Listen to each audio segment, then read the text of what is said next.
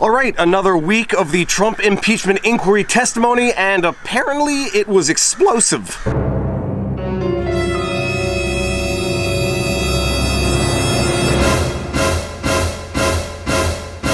We're doing another roof vlog, and I'm swapping the noise of children for the noise of crows.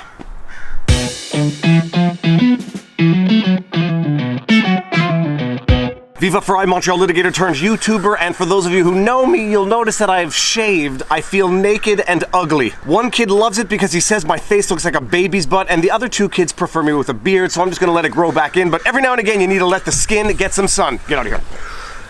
So what happened this week with all of the explosive testimony? Well, take it for what it's worth, but I once ignited 200 sparklers at the same time, and I found that to be more explosive than anything I saw this week. One sparkler is a party.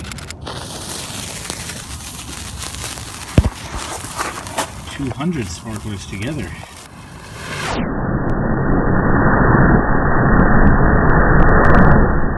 I said I wouldn't do it, but I got stuck following the impeachment hearings, and I've been watching the testimony, and I've got to say there is nothing in there that is going to radically change anybody's mind, although I do suspect the people who are in the middle might be getting a little frustrated at this massive political spectacle. But the big story of the week was the oh gosh, I forgot I'm wearing these gloves. This is so that I can use my phone outside. The big story of the week was the explosive testimony by one Fiona Hill and Gordon Sondland. And I've got to say, I watched a lot of their testimony, and I watched the highlights, and I didn't find anything particularly explosive in it. And unless there was some phenomenal highlight of their testimony that you all want me to break down and explain, I'm going to hold off doing that for a little while until there's something really awesome to dissect and analyze from a legal examination testimonial point of view. The bulk of Gordon Sondland's testimony is that in retrospect now he can sort of understand that what he was doing was a quid pro quo, although he confirms that President Trump told him no quid pro quo. And Jim Jordan, in his examination of Gordon Sondland, got him to admit as much in his testimony. As I testified previously, Mr. Giuliani's requests were a quid pro quo for arranging a White House visit for President Zelensky. In the absence of any credible explanation for the suspension of aid, I later came to believe that the resumption of security aid would not occur until there was a public statement from Ukraine committing to the investigations of the 2016 elections and Burisma, as Mr. Giuliani had demanded.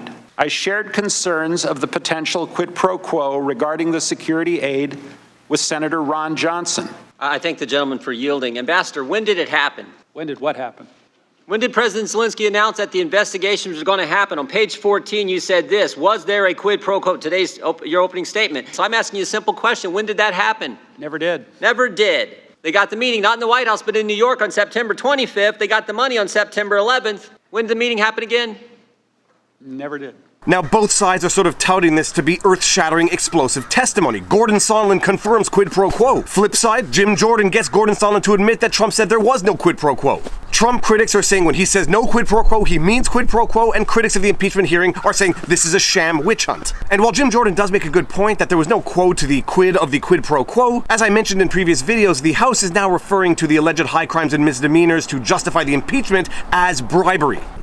I think you saw a bird. As I explained in the previous vlog, I'm going to link it right here. Apparently the Democratic Campaign Congressional Committee had done some sort of focus group to determine how they should refer to the alleged high crimes of Trump, and they were deciding between quid pro quo, quid pro quo, extortion, and bribery. And something I should have done in that previous video is actually explain the difference between extortion and bribery from a criminal law perspective. In law, extortion typically means the act of obtaining something through threats of violence or force. The typical example being the mob boss saying, "Give me money or I'm going to break your legs." Bribery, on the other hand, is the offer to give something of value in exchange for a certain act. And while both extortion and bribery are, in theory, some form of quid pro quo, in that a this for that, in that you give me money and I will not give you that, which would be broken legs, or bribery, which is literally a quid pro quo, in that I'm going to give you something and that you do something for me. Extortion and bribery are two distinct legal concepts, extortion being based on force or the implied use of force, bribery being based on giving money in exchange for a certain act. And while Jim Jordan makes a good point in his cross-examination of Gary Sondland in that there never was the actual satisfaction of the alleged bribery, it's not determinate because the bribery does not have to be carried out in order for there to be bribery. Offering $100 to a police officer not to give you a ticket is still going to be bribery even if the cop writes you a ticket and then arrests you for bribery. But it does undercut the retrospective narrative that Gary Sondland is now trying to testify to. Anyhow, very interesting things, and a discussion that I had with someone, I forget if it was digitally or in the real world, was to the effect that this impeachment inquiry is not in the court of law. The standard rules of law and evidence don't apply, so everything I'm talking about is irrelevant. And I said that's not necessarily a good thing. The fact that the standard rules of law and evidence don't apply in the context of these impeachment inquiry hearings is potentially a very bad thing. It's potentially the very thing that can cause the general public to lose confidence not only in the entire process, but in the government as a whole. But it remains true, impeachment as a process is not a legal process. It is, in fact, a purely political process. And an interesting fact that I learned when looking into this, Andrew Johnson was the first president of the United States to have been impeached. And the alleged high crimes and misdemeanors which served as the basis for the articles of impeachment were not in fact what we would typically understand to be high crimes and misdemeanors. The primary high crime and misdemeanor that was charged against Andrew Johnson was for violating the Tenure of Office Act. Andrew Johnson had unilaterally removed from office one Edwin Stanton and attempted to replace them with one Lorenzo Thomas in the absence of Senate approval, and that was his high crime and misdemeanor for which he was impeached. Incidentally, he was saved from impeachment at the Senate level by one vote. One vote.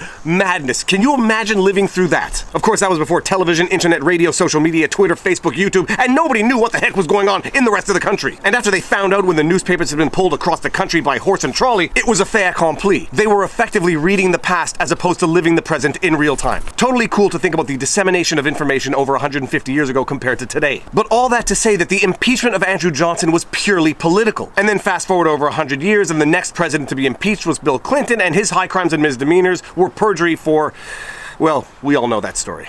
So all that to say that it is true that the impeachment process is not a legal process, but a political one. That being said, when you want to use a political process to overthrow a duly elected president of the United States in an era where people are more informed than they have ever been in the history of humankind, you can sort of understand how people are going to object to that. Political process be damned, he was duly elected, and if you want to impeach him, do it in 2020 at the ballot box. Another interesting line of discussion that I've noticed in the comment section relates to the arguments of hearsay. And for those of you who haven't seen my video breaking down Representative Quigley's affirmation that hearsay is sometimes better than direct evidence, I'm going to link that video right here. Hearsay can be much better evidence than direct, as we have learned in painful instances, and it's certainly valid in this instance. No.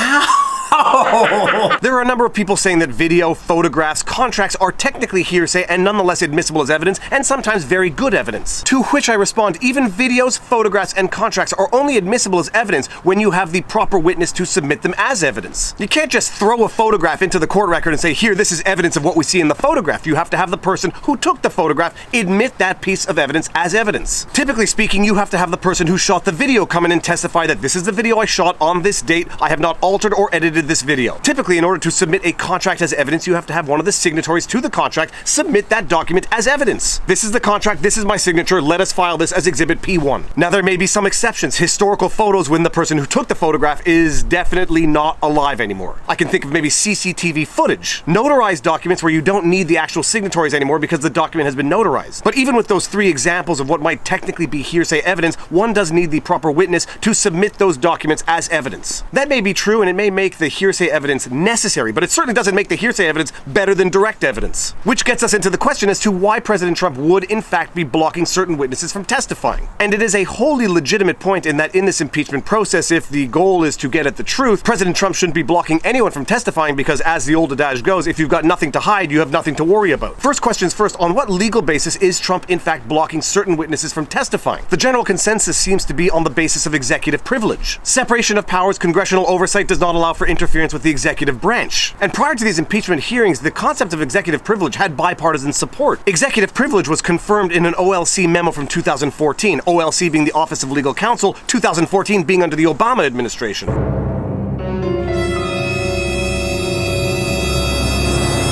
And although there are in fact diverging opinions and sort of meticulous analysis of this as a concept, which I can't really get into because it's beyond my pay grade being AdSense revenue, That OLC memo confirmed that the president could exercise executive privilege over congressional subpoenas. But all that to say, I think the argument is a bit of a stretch in fact and in law because there have been enough witnesses with direct knowledge to testify on the subject. The main problem in this entire quid pro quo bribery impeachment hearing is that the essential elements are ones of interpretation and opinion. I think we have a relatively exhaustive understanding of the timeline of events. Everyone can probably agree on 90% of the facts. Where it all differs is in one's interpretation of those facts, as highlighted by Gary Sondland's own testimony. In the absence of any credible explanation for the suspension of aid, I later came to believe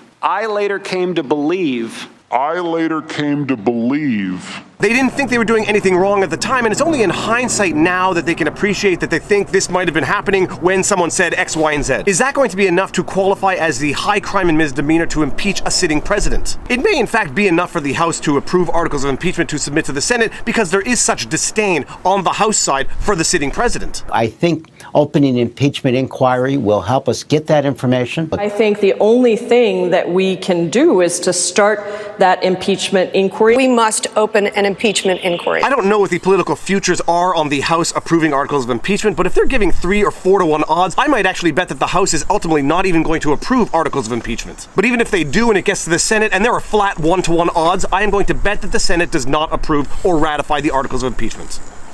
And just for total clarity, this is not a partisan statement or conclusion. In as much as my opinion or prediction matters, this is just my prediction, having been following this relatively closely from the very beginning. And if you disagree with me, let me know why in the comment section below. Okay, are you shivering? And with all that said and done, if you like my content, be sure to like, share, subscribe, hit the notification bell, drop a comment in the comment section below. If you want to support the channel, there's a PayPal link somewhere up in the banner up there, but I'll put the link in the comment section below if you want some merch.